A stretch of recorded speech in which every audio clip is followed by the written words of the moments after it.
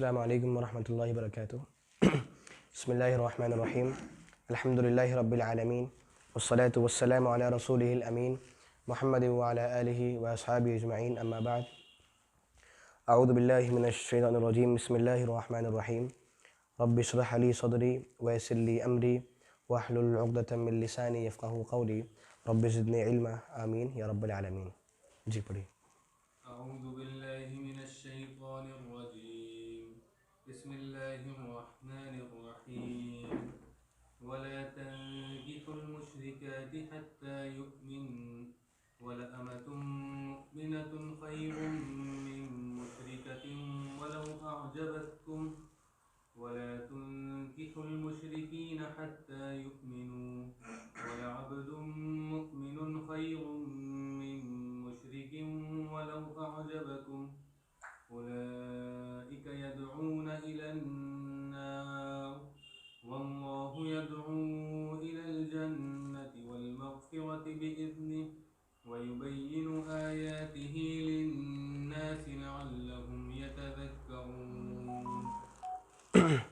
जज़ाकल्लाहु खैरन।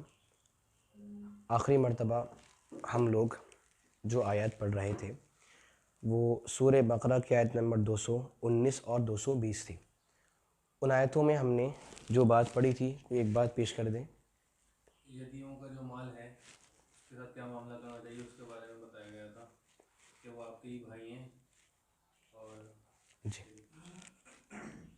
शराब का भी डिस्कशन हुआ था कि 4 तरीके से शराब को हराम तक पहुंचाया गया है। जी और यहाँ पर भी बताया था कि उससे आप कुछ फ़ायदा भी है और ज़्यादा नुकसान है। जुए का कुछ फ़ायदा है, ज़्यादा नुकसान। शराब के भी फ़ायदे हैं और जुए के भी फ़ायदे हैं, लेकिन नुकसान ज़्यादा हैं बिल मुकाबिल फ़ायदे के। और कोई बात जनाब? चलिए ठीक है। तो आखिरी मर्तबा आप लोगों ने 219 में शराब और जुए के जो अहकामात थे वो समझे थे और पढ़े थे, और वो ये बातें थीं कि बज़ाहिर शराब और जुए में इंसानों को बहुत फ़ायदे दिखते हैं कि इनके पीने से बहुत फ़ायदे मिलते हैं। जैसे चूँकि इंसान को माल से बहुत मोहब्बत होती है, अगर वो शराब पी ले उसका दिमाग काम नहीं करता, तो उसके लिए उस वक्त माल खर्च करना बहुत ही आसान हो जाता है। ये उस ज़माने के लोगों की सोच थी कि शराब हमारे लिए इस एतबार से फ़ायदेमंद है, जब हम शराब पी लेते हैं हमारा दिमाग काम नहीं करता, तो हम अल्लाह की राह में पैसे खर्च कर देते हैं या फिर गुरबा पर पैसे खर्च कर देते हैं। ठीक है, इस तरीके से तो अल्लाह ने सोच ये दी कि शराब और जुए में बज़ाहिर बहुत सारे फ़ायदे हैं, लेकिन चूँकि उनके जो नुकसानात हैं वो बहुत ज़्यादा हैं, इसीलिए शराब और जुआ क्या है, हराम है और उनसे इज्तनाब ज़रूरी और लाजमी है। इसके अलावा अगली आयत में हमने ये बात समझी थी कि जो यतीम है, जो एक छोटा बच्चा है जो बालिग नहीं हुआ है और उसके पापा का इंतकाल हो चुका है, जो यतीम है, अब अगर वो हमारी ज़ेर किफ़ालत है, हम उसके ज़िम्मेदार हैं, तो या तो ये हो हम अपना खाना अलग से बनाएं और उसके पैसों का जो खाना है वो अलग से बनाया जाए। अगर ये चीज़ होती तो ये चीज़ मुसलमानों के लिए बहुत ही मशक्क़त वाली थी। क्या? यतीम के पास जो पैसा है उससे अलग खाना लाएं और हमारे पास जो पैसा है उससे खाना अलग लाएं और दोनों खाने अलग बनाए जाएं। अगर ऐसा होता तो मशक्क़त बढ़ जाती। अल्लाह ने पैगाम क्या दिया कि ये यतीम आपके ही भाई हैं, आपकी नीयत में क्या हो, इस्लाह हो और खैर ख्वाही हो, लिहाजा आप उनके पैसों को अपने पैसों से मिला लीजिए और खाना बना लीजिए, लेकिन आपके यहाँ पर अदल और इंसाफ हो कि देखिए इतना आपका है और इतना हमारा है, ताकि आपकी नीयत में फसाद पैदा नहीं हो और ताकि आपको गुनाह नहीं मिले। तो ये अहकामात हमने उस मौके से पढ़े थे। आज हमारे सामने जो आयत है सूरह बकरा आयत नंबर 221 है। इस आयत के अंदर मुशरिका औरतों से या मुशरिक मर्दों से निकाह के जो मसाइल हैं वो ज़िक्र किए जा रहे हैं। सबसे पहले दोनों आयतों में या आखिरी आयत में और इस आयत में एक ताल्लुक़ को और रब्त को समझ लेते हैं। चूँकि ग़ज़वे बद्र हो चुकी है, ग़ज़वे बद्र हो चुकी है और ज़ाहिर सी बात है ग़ज़वे बद्र में बहुत से ऐसे लोग थे जो बदर में गए थे, मुशरिक थे वो, तो वो मारे गए थे। अब उनके बच्चे थे, वो क्या बन गए? यतीम।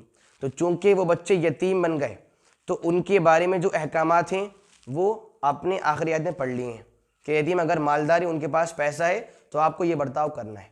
लेकिन जो उनकी बीवियां हैं वो भी क्या हैं? मुशरिका हैं।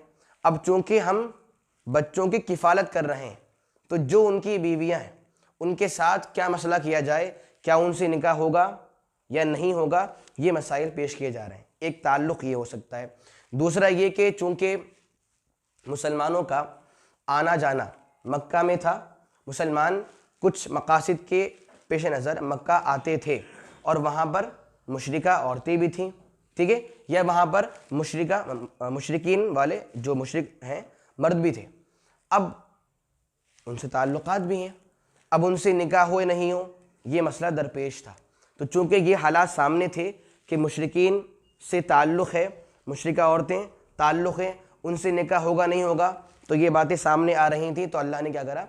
ये अहकामात उतार दिए कि उनसे निकाह होगा या फिर नहीं होगा। इसीलिए इस आयत के शान नुज़ूल में एक वाक़या उलमा पेश करते हैं। एक सहाबी थे, वो अपने काम से मक्का गए।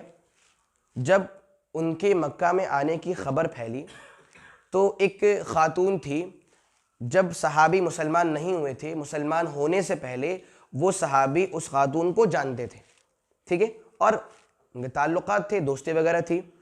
अब वो ख़ातून उनके सामने आती है, मुशरिका ख़ातून है, उनके पास आती है और कहती है कि बात करती है और कहती है मुझे आपसे निकाह करना है। ये सहाबी पहले मना करते हैं, नहीं मैं आपसे निकाह नहीं करूँगा, लेकिन वो बज़िद है कि नहीं मुझे आपसे निकाह करना है। लिहाजा वो सहाबी अल्लाह के नबी सल्लल्लाहु अलैहि वसल्लम के पास जाते हैं और आपसे पूछते हैं कि आप मुझे बताइए मैं क्या करूं। तो चूंकि ये मसाइल दरपेश थे कि मुशरिका जो औरतें हैं और जो मुशरिक मर्द हैं उनसे निकाह करें नहीं करें, तो इस वजह से अल्लाह ने आयत उतार दी कि निकाह होगा नहीं होगा। आइए अब आयत सुनते हैं। अल्लाह का इरशाद है, वला तनकिहुल मुशरिकाति हत्ता युमिन, कि आप, खिताब अहले ईमान से है, वला तनकिहुल मुशरिकाति हत्ता युमिन, कि आप मुशरिका औरतों से निकाह ना करें। वला तनकिहु अल मुशरिकाति हत्ता युमिन, आप मुशरिका औरतों से निकाह न करें, हत्ता युमिन, यहाँ तक कि वो ईमान वाली बन जाएं, यहाँ तक कि वो ईमान ले आएं। अल्लाह ने उसूल दे दिया, वो क्या? कि जब भी आपको निकाह करना हो तो जिससे आप निकाह कर रहे हैं अगर वो मुशरिका है तो आपको उससे निकाह नहीं करना है। कब तक? जब तक कि वो ईमान वाली नहीं बन जाए। अल्लाह ने ईमान की शर्त लगाई। जाहिर सी बात है, अगर कोई मर्द हो वो पहले मुशरिक हो, पहले क्या हो? मुशरिक हो, लेकिन वो इंसान बाद में मुसलमान बन जाए, तो क्या आप उसे मुशरिक बोलेंगे? नहीं बोलेंगे। क्या बोलेंगे? मुसलमान है, कि उसने तौबा कर ली है, गुनाह माफ़, वो मुसलमान बन गया, हम उसे मुसलमान बोलेंगे। वही बात यहाँ पर आ रही है कि जब तक वो मुसलमान नहीं बनी थी वो क्या थी? मुशरिका थी, और जब वो मुसलमान बन जाए, ईमान ले आए, अब क्या बन गई? ईमान वाली औरत, मोमिना औरत। एक बात ये।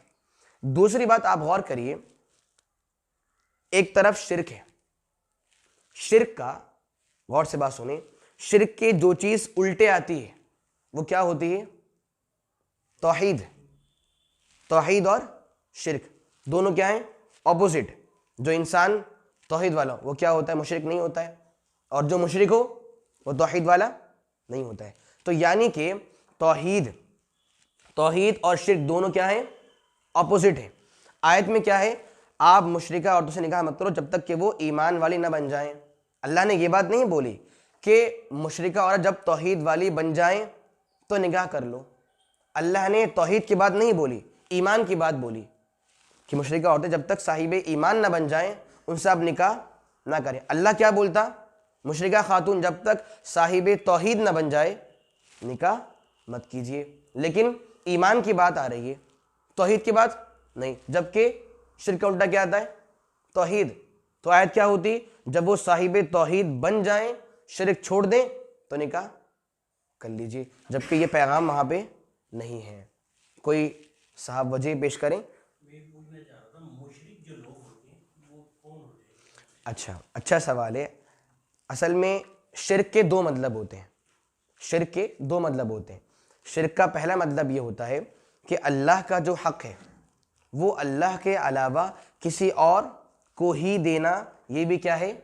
शिर्क है। अल्लाह का जो हक है वो अल्लाह को छोड़कर किसी और को ही देना, ये क्या है? शिर्क।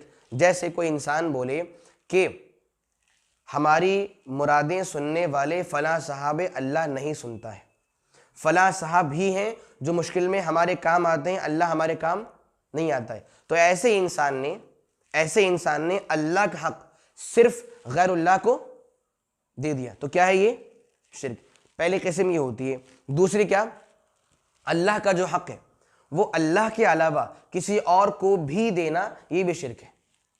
यानी वो इंसान अल्लाह का हक अल्लाह को भी दे रहा है और गैरुल्लाह को भी दे रहा है कि अल्लाह भी हमारे काम आता है लेकिन वो भी हमारे काम आते हैं। तो या तो ये बोलिए कि अल्लाह का हक अल्लाह के अलावा औरों को ही देना, ये भी क्या है?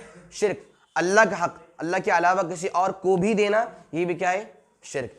तो चाहे वो हक इंसान गैरुल्लाह के लिए ही खास कर दे, अल्लाह से हटा दे, तो भी शिर्क है। वो हक इंसान गैरुल्लाह को भी दे, अल्लाह को भी दे, तो ये भी क्या है? शिर्क। वही बात कर रहे हैं। तो जिस इंसान के यहाँ पर शिर्क हो, चाहे अकीदे में हो, चाहे वो इंसान अल्लाह की रुबूबियत में, चाहे वो इंसान अल्लाह को माबूद और सच्चा खालिक मानने में, चाहे वो इंसान अल्लाह के नामों में फ़लाँ को शरीक करे कि वो भी हमारे काम आते हैं, वो भी हमारे मददगार हैं, फ़लाँ फ़लाँ फ़लाँ, ये शिर्क के कॉन्सेप्ट होते हैं। अब बात समझिए, क्या कहा मैंने? आयत में क्या है? मुशरिका औरतों से निकाह मत कीजिए जब तक कि वो तौहीद वाली। ऐसा कब है? ऐसा कब है? आयत में क्या है? मुशरिका औरतों से निकाह मत करना जब तक कि वो साहिबे ईमान न बन जाए। और होता क्या? साहिबे तौहीद न बन जाए। अल्लाह की मुराद ये हो सकती है कि तौहीद एक ख़ास चीज़ है लेकिन ईमान आम चीज़ है। तौहीद ख़ास चीज़ है, ईमान आम चीज़ है। क्यों? ईमान का ही एक पार्ट क्या है? तौहीद। समझ रहे हैं? ईमान में हम पहले क्या बोलते हैं? अल्लाह पर ईमान, अल्लाह पर ईमान, और वो क्या है? तौहीद। लेकिन इसके अलावा और चीज़ें भी तो ईमान में दाखिल है नहीं है। फरिश्तों पर ईमान, किताबों पर ईमान, रसूलों पर ईमान, जन्नत पर जहन्नम पर ईमान, ये ईमान है नहीं है। अल्लाह ने सोच क्या दी? जब तक वो औरत मुकम्मल ईमान वाली ना बन जाए उस वक्त तक आप उससे निकाह ना करें। महज तौहीद आ जाए और उसका ईमान और चीज़ों पर नहीं हो मुकम्मल तौर पर, तो आप उससे निकाह नहीं करेंगे। बात समझ रहे हैं? तो हुक्म क्या है? मुशरिका खातून जब तक मुकम्मल शिर्क को न छोड़ दे और मुकम्मल ईमान वाली न बन जाए, उससे निकाह करना क्या है? जायज़ नहीं है। अब वजह क्या है इसकी? ये वजह आगे आ रही है कि क्यों निकाह जायज़ नहीं है, क्या होगा निकाह करने से, वजह आगे आ रही है। अल्लाह ने आगे कहा, वला अमतुम मुमिनतुन खैरुम मिन मुशरिकतिन वलौ आजबतकुम। अब अल्लाह एक वजह पेश कर रहा है यहाँ पर कि आखिर क्यों मुशरिका औरत से निकाह जायज़ नहीं, क्या वजह है, अल्लाह क्यों मना कर रहा है? वजह क्या है? वला अमतुम मुमिनतुन, एक ईमान वाली बंदी। इसका मीनिंग वला अमा बंदी, गुलाम, एक ईमान वाली बंदी, खैर बहुत बेहतर है, खैर बहुत बेहतर है, मिन मुशरिका, मुशरिका खातून से, वलौ आजबतकुम, अगरचे मुशरिका खातून आपको पसंद आ जाए अपने जमाल में या माल में या इल्म में, किसी भी चीज़ में, अगरचे वो आपको अच्छी लगे कि हाँ इसके पास बहुत माल है, बहुत इल्म है, बहुत काबिलियत है, बहुत जमाल है, कुछ भी हो, लेकिन ईमान वाली खातून बहुत बेहतर है किससे? मुशरिका खातून से। एक बात और वाज़िह है, यहाँ पर बंदी से मुराद वो नहीं जो सर्वेंट होते हैं। यहाँ पर वला अमतुम मुमिना, ईमान वाली बंदी, ये वो नहीं कि जो उनके आका भैयों और ये उनकी गुलाम, वो मुराद नहीं है। मतलब क्या? सारी खातून अल्लाह की बंदी हैं, सारी खातून क्या? अल्लाह की बंदी, और हम क्या हैं? बंदे, वो मुराद है। वला अमतुम मुमिना, एक ईमान वाली खातून बहुत बेहतर है एक मुशरिका खातून से, वलो आजबतुम, अगरचे वो आपको बहुत अच्छे लगे, अच्छा उसमें ये खूबियाँ ये खूबियाँ, लेकिन फिर भी साहिब ईमान आपके लिए क्या है, बहुत बेहतर है। आप यहाँ पे एक बात गौर करें, देखिए अल्लाह ने सोच क्या दी कि आपके लिए दुनिया सब कुछ है, आप दुनिया को आगे बढ़ाते हो, लेकिन याद रखो मेरे यहाँ पर जो चीज़ बहुत अहम है ना, वो क्या है, ईमान है। मुशरिका खातून के पास सब कुछ है, लेकिन ईमान वाली खातून अगरचे कुछ नहीं हो तब भी वो क्या है, मेरे अकॉर्डिंग आपके लिए बहुत बेहतर है। यही वजह हदीस के अल्फाज हैं कि खातून से 4 वरों से निकाह किया जाता है। नंबर 1 उसके जमाल की वजह से, नंबर 2 उसके माल की वजह से, नंबर 3 उसके ख़ानदान की वजह से, नंबर 4 उसके दीन और ईमान की वजह से। और हदीस के अल्फाज हैं अगर ये चारों आपको कहीं पर मिल जाएं तो बहुत अच्छी बात है। अगर ये चारों आपको कहीं पर ना मिले और सिर्फ दीन मिल जाए, या कोई 2 मिल जाए दीन के साथ, या तो क्या हो चारों मिल जाएं, या 2 कि दीन और माल, या दीन या फिर जमाल, या दीन या ख़ानदान, अगर 2 मिल जाएं तब भी अच्छी बात है। और अगर 2 भी ना मिले, सिर्फ 1 मिले, वो क्या, दीनदारी, तो ये आपके लिए बहुत बेहतर है। लेकिन दुनिया इस बात को नहीं मानती। अल्लाह ने सोच दी ना कि ईमान वाली खातून आपके लिए बहुत बेहतर है एक मुशरिका औरत से, जबकि हमारी सोच क्या होती है, हम दुनिया के पीछे भागते हैं। अब आप देखिए, एक मुसलमान ये बात बोलता है कि सबसे सच्चा कौन है, अल्लाह सुब्हानहू व तआला। सबसे अच्छी बात किसकी है, अल्लाह की बात है। अल्लाह बोल रहा है, अल्लाह बोल रहा है जिसमें ईमान हो, जो दीनदार हो, वो आपके लिए बहुत बेहतर है बिलमुकाबिल दुनिया परस खातून के। हम इस बात को पता नहीं क्यों नहीं मानते, जबकि हम बोलते हैं कि अल्लाह जो बोले सच बोलता है, अल्लाह की बात सबसे बेहतर और अच्छी है, अहसन है, हम ये बात बोलते हैं। जब अल्लाह ही बोल रहा है कि साहिब ईमान खातून बहुत बेहतर है आपके लिए, फिर हम ये बात क्यों नहीं मानते। तो अल्लाह ने सोच दी ईमान को तरजीह दीजिए, ईमान आपके लिए मेन है, अखलाक आपके लिए मेन। जो खातून ईमान वाली हो उसे बिल्कुल ही फरामोश ना करें कुछ कमियां होने की वजह से। आगे है वला तुनकिहुल मुशरिकीना हत्ता युमिनू।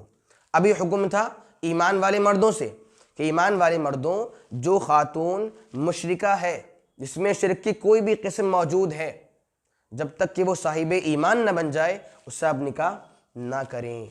क्यों ना करें, क्योंकि वो आपके लिए बेहतर नहीं बल्कि बुरी है।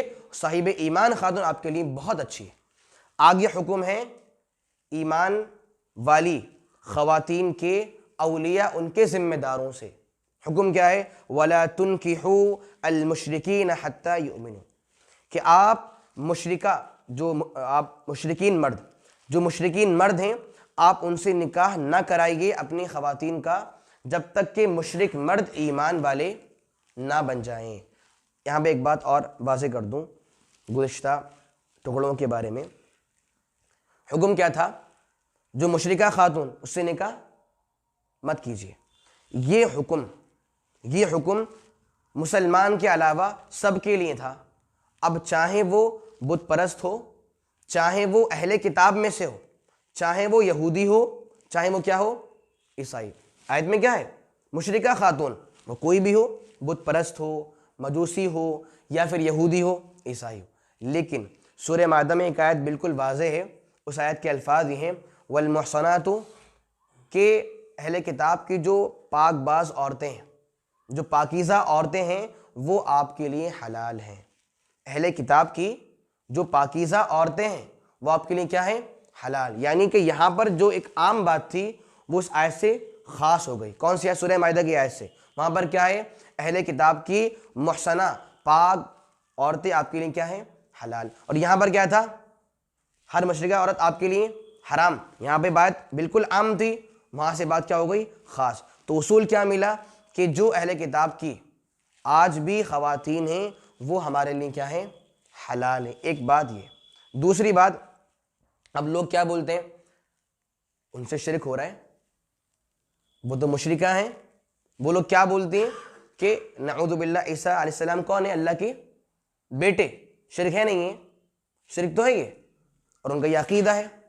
और अल्लाह ने क्या बोला कि पाकीज़ा औरतें अहले किताब की वो आपके लिए क्या है, हलाल और जायज़, मतलब उनसे निकाह हो सकता है, जाहिर सी बात है। अब आप समझिए देखिए, बिलाशुबा उनके यहाँ पर शिरक है, हमने इस बात को माना, लेकिन अल्लाह को ये बात बहुत पहले से मालूम थी नहीं थी कि उनसे शिरक होता है? अल्लाह को ये बात मालूम थी, क्योंकि उस ज़माने की ख़वातीन भी शिरक करती थी, और अल्लाह को पता है कि क़यामत तक ऐसी ईसाई और यहूदी औरतें आएंगी जो मुशरिका होंगी, तब भी अल्लाह ने कह दिया कि नहीं, वो आपके लिए हलाल है, आप उनसे निकाह कर सकते हैं। अल्लाह ने जवाज़ दे दिया कि वो जैसी भी हों, लेकिन चूंकि अहले किताब हैं और उनका दीन आसमानी दीन है, उनके पास आसमानी किताबें मौजूद हैं, तो आपके लिए क्या है? हलाल है। और क्यों नहीं हलाल है? क्योंकि उनका दीन आसमानी दीन नहीं है। आतिश परस्त हों, आग की पूजा करने वाले लोग हैं, या बुत परस्त हों, बुतों को पूजने वाले लोग हों, वो हलाल नहीं है। क्यों? उनका दीन आसमानी दीन नहीं है। ये कदर है, ये एहतराम दीन का, कि चूंकि उनका दीन आसमानी है, चूंकि उनके यहाँ पर आसमानी किताबें मौजूद हैं, और चूंकि उनके यहाँ पर नबी आ चुके हैं, तो क्या बोलते हैं? यहूदी हैं, हम नबियों को मानने वाले हैं, ईसाई नबी को मानने वाले हैं, चूंकि वो ये बात बोलते हैं कि हम दीनदार लोग हैं, तो उनसे क्या है? निकाह जायज़ है, सिर्फ इस हद तक। समझ रहे हैं बात को? एक बात ये देखिए, जवाज़ होना, गौर से बात सुनिए, जवाज़ होना अलग चीज़ है और जवाज़ पर अमल करना अलग चीज़ है। समझ रहे हैं बात को? जवाज़ मिलना अलग चीज़ है और जवाज़ पर अमल अलग चीज़ है। अल्लाह ने जायज़ तो कह दिया कि जायज़ है कि हाँ आप उनसे निकाह कर लें, ये जायज़ है आपके, लेकिन आप इस जवाज़ पर अमल करें, ये आपके पास इख्तियार है। अल्लाह ने मजबूर नहीं कराया, सिर्फ सोच दी, अगर निकाह करना पड़े कर सकते हैं, जायज़ है। लेकिन वो कौन सा इंसान होगा जो तौहीद वाली खातून को छोड़कर मुशरिका खातून जो यहूदी ईसाई वगैरह है उसके पास जाए? वो कौन इंसान होगा? कोई इंसान नहीं होगा ऐसा कि भाई जो मुस्लिमा को छोड़ दे और मुशरिका और काफिरा के पास जाए, मुझे आपसे निकाह करना है। ऐसा नहीं होता। एक बात ये। दूसरी बात, लेकिन वाज़ेह रहे, वजह क्या है? वजह क्या है? क्यों? अगर अहले किताब, जो खातून अहले किताब में से और मुशरिका है, अगर उससे निकाह कर लिया जाए तो फिर ख़तरा है अपने दीन का भी, और ख़तरा है अपने औलाद के दीन का भी। यही वजह है। एक मर्तबा वाक़या मिलता है, एक इंसान था, वो मुअज़्ज़िन था, वो अज़ान देने वाला इंसान था। चूँकि उस ज़माने में स्पीकर और माइक नहीं होते थे, तो वो मुअज़्ज़िन छत की मस्जिद की जो छत है वहाँ पर चढ़ गया अज़ान देने के लिए। उसकी नज़र महफूज नहीं हो पाई, उसकी नज़र पड़ गई खातून पर।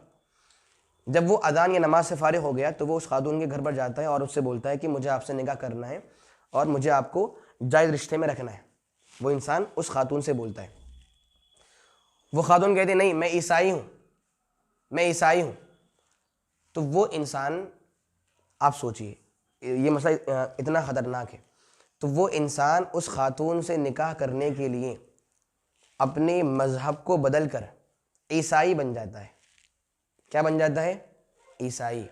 और ईसाई बनने के बाद जब उसकी निकाह हो जाता है, एक और इंसान थे जो उसके ताल्लुक़ात थे, वो उसके पास गए उसका हालचाल पूछने के लिए कि भाई क्या मसला है, क्या हुआ। तो जब उन्होंने उससे मुलाकात की और कहा कि भाई कुछ कुरान आपको याद है नहीं है? आपको जो कुरान पहले याद था, मौज़िन थे, कुरान आपको याद है नहीं? उसने कहा मैं पूरा कुरान भूल चुका हूँ, सिवाय एक आयत के। वो आयत 14वें पारे की पहली आयत है, रुबमा यवद्दुल्लज़ीना कफ़रू लौ कानू मुस्लिमीन, के जो काफिर हैं वो ये चाहते हैं कि काश वो मुसलमान बन जाए। काफिर क्या चाहते हैं? काश वो मुसलमान बन जाते। काफिर ये तमन्ना करेंगे। उसे सिर्फ ये आयत याद है और बाकी सब भूल गया कुरान में से। और आयत में क्या है? काफिर की तमन्ना हो गई, काश मुसलमान बन जाते, काश इस्लाम वाले बन जाते। यानी कि जवाज़ मिलना अलग चीज़ है, लेकिन उनसे निकाह करना इंसान के दीन और ईमान पर उसके लिए ख़तरा है, और जो उसकी औलाद है ख़तरा वहाँ पर भी मौजूद है। इसीलिए इंसान हमेशा तरजीह दे दीनदारी को। समझ रहे हैं बात को? अब कोई सवाल है? बताइए। सवाल ये है, मुशरिक और काफिर में क्या फर्क है? कोई ख़ास फ़र्क नहीं है, बस मुशरिका या मुशरिक वो होते हैं जो एटलीस्ट अल्लाह को मानते हैं और फिर शिरक करते हैं, ठीक है। लेकिन काफिर वो होते हैं आमतौर पर जो अल्लाह को मानते ही नहीं, कुफर बोलते हैं अल्लाह का इनकार, जो अल्लाह को मानते ही नहीं है। हाँ, कुछ मुशरिक ऐसे हैं जो अल्लाह को बिल्कुल नहीं मानते, ऐसा भी है, ऐसा भी है। अभी आपने कहा ना काफिर मुशरिक के बारे में कि जो अल्लाह का हक किसी और को दे दे, मतलब वो कैसा, ये कौन सी चीज हुई, ऐसे एग्जांपल जैसे हुई कि अल्लाह को हक किसी और को ही दे दे? जैसे मतलब मुश्किल में इंसान है, परेशान है, मुश्किल में काम आना।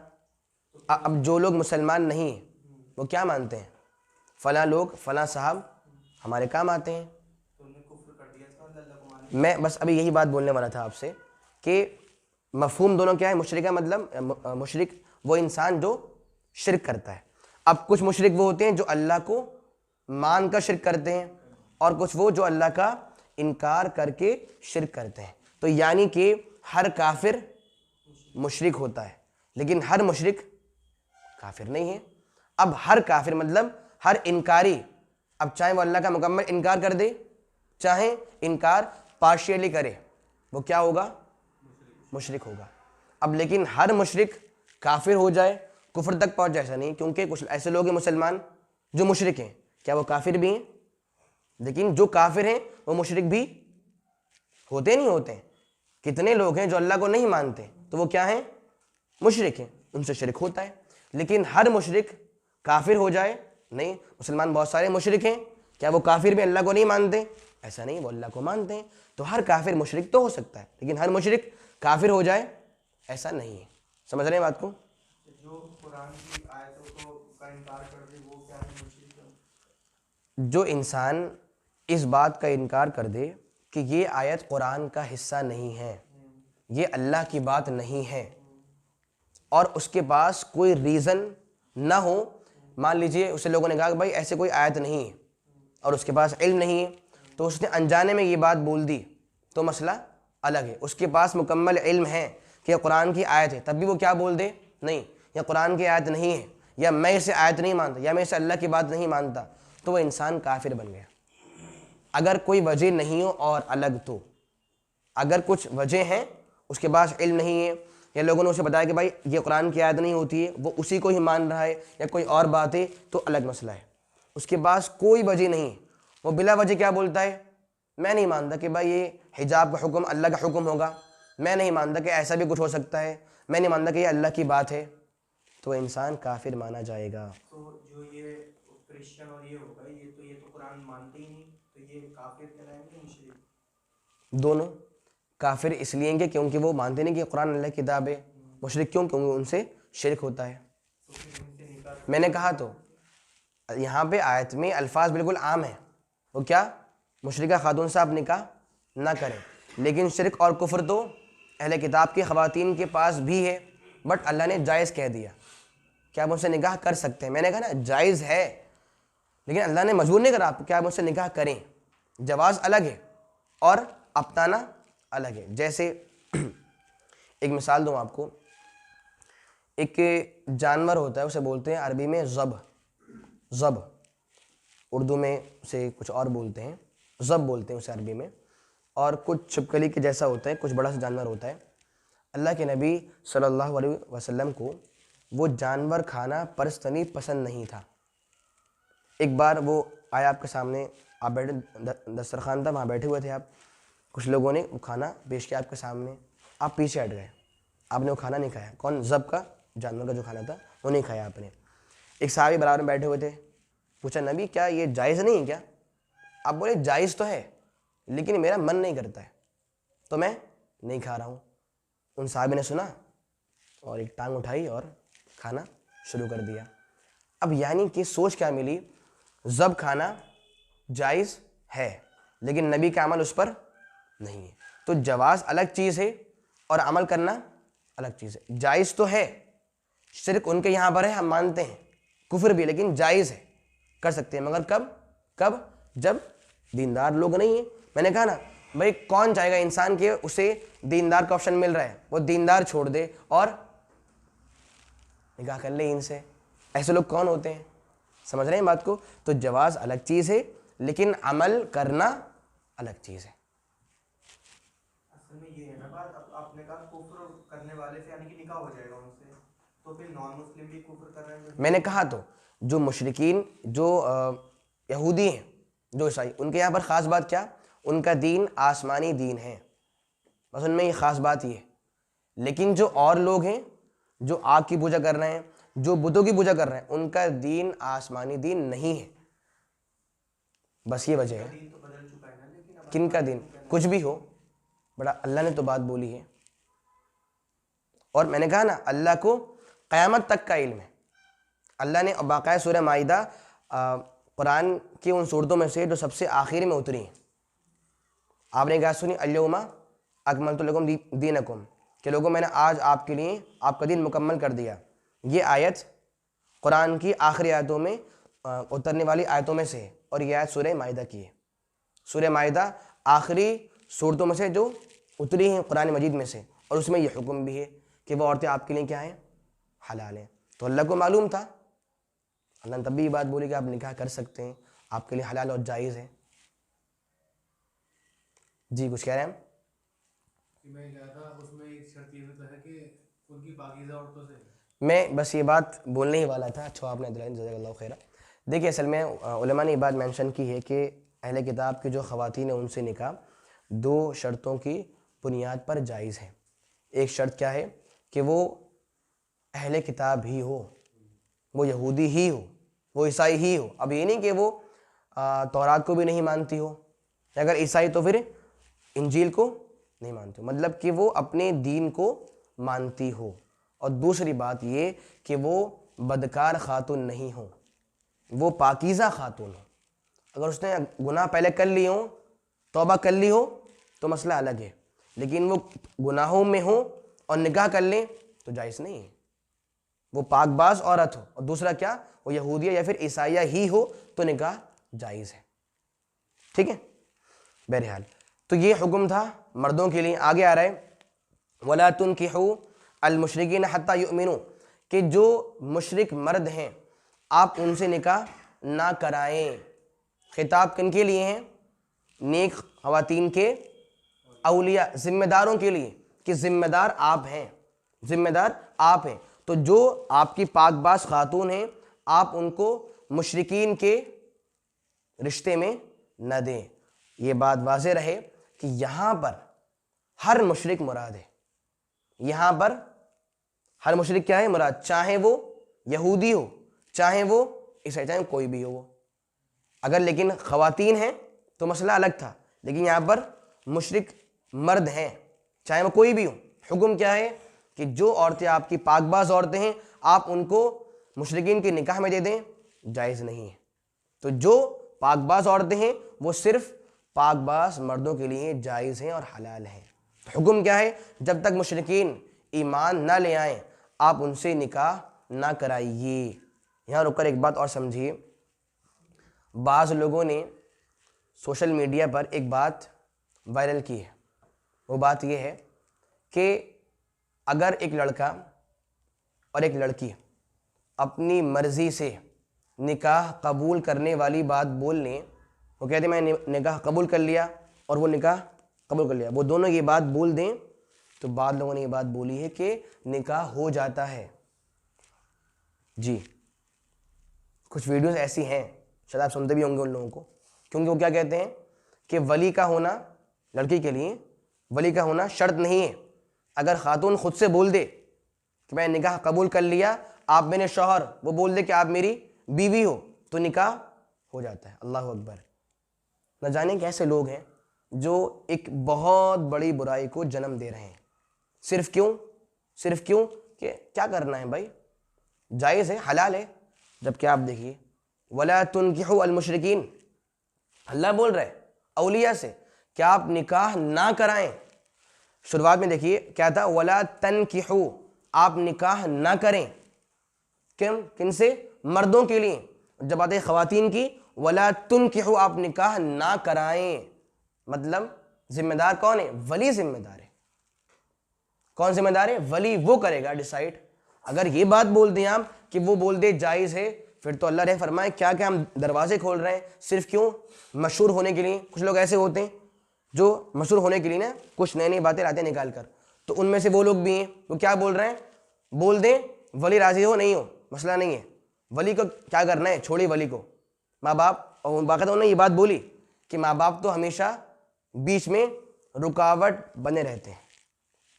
क्या सोच दे रहे हैं आप नौजवानों को? क्या बोल रहे हैं? माँ बाप रुकावट बने रहते हैं हमेशा। माँ बाप को धक्का दो, छोड़ो, और जहां आपकी पसंद हो आप उनसे निकाह कर लीजिए। अस्तगफिरुल्लाह मिन ज़ालिक। ये ऐसे लोग और हमारे लोग उनको सुने, अल्लाह रहम फरमाए। बहरहाल तो हुक्म क्या है? जो मुशरिक लोग हैं उनसे आप ईमान वाली खातून का निकाह ना करें जब तक कि मुशरिक मर्द ईमान वाले ना बन जाएं। वजह क्या है? आगे आ रही है वजह। वला अब्दुल मुमिन, सेम बात वही कि एक ईमान वाला बंदा बेहतर है मुशरिक इंसान से, अगरचे मुशरिक इंसान आपको पसंद आ जाए किसी भी चीज़ में, जमाल, माल, इल्म, कुछ भी।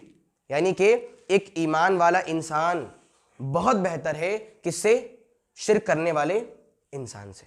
बात से आगे एक वजह और आ रही है कि निकाह क्यों नहीं है। उलाइका यदऊना इलन नार, मुशरिका ख़वातीन हो या मुशरिक मर्द हो, ये सभी लोग आपको बुलाते हैं जहन्नम की ओर। मुशरिका खातून या मुशरिक मर्द हो, क्या करते हैं? ये आपको बुलाते हैं जहन्नम की ओर। क्यों? इनके यहाँ पर जो अमाल हैं, इनके जो अकायद हैं, इनकी जो सोच है, वो सब क्या है? शिरकिया है, कुफरिया है। अगर आपने निकाह कर लिया इनसे तो क्या होगा?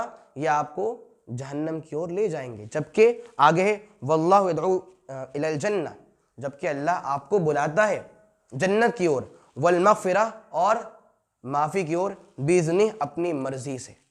अल्लाह बुला रहा है कि लोगों आओ जन्नत की ओर और निकाह करो ईमान वाले मर्द और ईमान वाली खातून से। और जो मुशरिकीन हैं वो लोग क्या बोलते हैं कि आप निकाह कर लीजिए मुशरिका खातून या फिर मुशरिका मर्द या मुशरिकीन जो भी हैं, खातून और मर्द जो भी हैं, उनसे आप निकाह कर लीजिए। इन लोगों की सोच के तो यानी ये लोग वो हैं जो आपको बुलाते हैं जहन्नम की ओर, और अल्लाह आपको बुलाता है जन्नत की और कहाँ पर? मग़फ़िरत की तरफ। के आप आइए निकाह कीजिए इनसे, आपको जन्नत दूंगा और आपको माफ़ भी करूंगा अपनी मर्जी से। और आयत की एंड हो रही वयुबय्यिनु आयातिही लिन्नास, अल्लाह अपनी आयतों को वाज़ेह करता है। अल्लाह अपनी आयतों को वाज़ेह करता है लिन्नास, लोगों के लिए। क्या मतलब? यानी अल्लाह ने मिसालें दी हैं, अल्लाह इन मिसालों से अपनी बातें, अपनी आयतें वाज़ेह करता है लिन्नास, लोगों के लिए। क्यों? लअल्लहुम, ताकि लोग नसीहत हासिल करने वाले बन जाएं, लोग गौर करें, अच्छा इनसे नुकसान ये, इनसे नुकसान ये, अब हम ये काम नहीं करेंगे, हम ये काम छोड़ देंगे, अब ये काम करेंगे। तो आयत में क्या है? आयत क्या हो रही है? अल्लाह आपके लिए सारी बातें वाज़ेह करता है ताकि आप लोग नसीहत लें और क्या समझे कि हमारा अपना सिर्फ अल्लाह है, अल्लाह जो बोल दे वही सच। अल्लाह ने बोल दिया इनसे रिश्ता हराम तो हराम, इनसे रिश्ता हराम तो हराम। क्यों? अल्लाह अपना है और अल्लाह हमारा क्या चाहता है? भला। और क्या चाहता है? कि हमें जन्नत और मग़फ़िरत मिल जाए। ये इस आयत का मकसद था। तो बताएं इस आयत से आपने क्या अहम बात सीखी और जानी? मुशरिक मर्द और औरतें जो हैं उनसे ईमान वाले मर्द और औरत का भी कहता है। और कुछ हम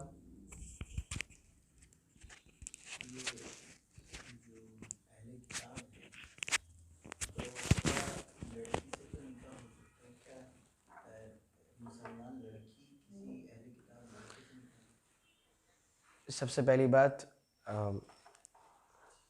मैंने ये कहा था आप लोगों से कि जो आपने आयत से कुछ सीखा है वो बता दीजिए।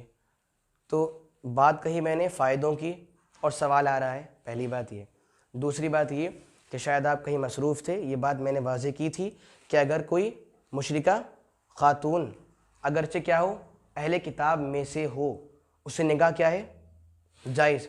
लेकिन अगर कोई मुशरिक कौन हो? मर्द हो और ईमान वाली औरत हो, चाहे मुशरिक मर्द अहले किताब में से हो, उससे निकाह क्या है? जायज़ नहीं है। क्यों? वहाँ पर आयत में क्या है? वल मुहसनात, कि जो पाकबाज औरतें हैं अहले किताब में, सिर्फ वो जायज़ हैं। अब कोई ईमान वाली औरत है, उसे आप निकाह में दे रहे हैं अहले किताब के, जायज़ नहीं है। ठीक है, मुशरिक मर्द जो है वो ईमान ले आए, फिर कौन कर सकते हैं, आयत में है ना, जब तक ईमान ना लाएं तो हलाल नहीं, ईमान ले आए अब वो क्या बन गए, साहिब ईमान, निकाह जायज़ हो गया, क्योंकि ईमान लाते ही शिरक का जो नाम है वो मिट गया, अब वो क्या बनेंगे, ईमान वाले, साहिब ईमान, अब निकाह जायज़ है।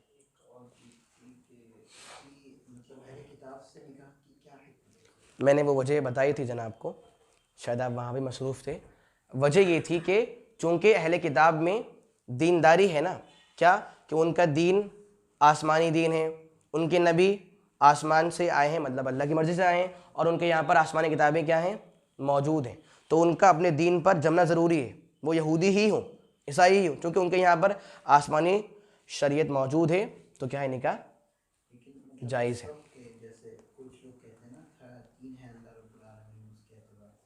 क्या है,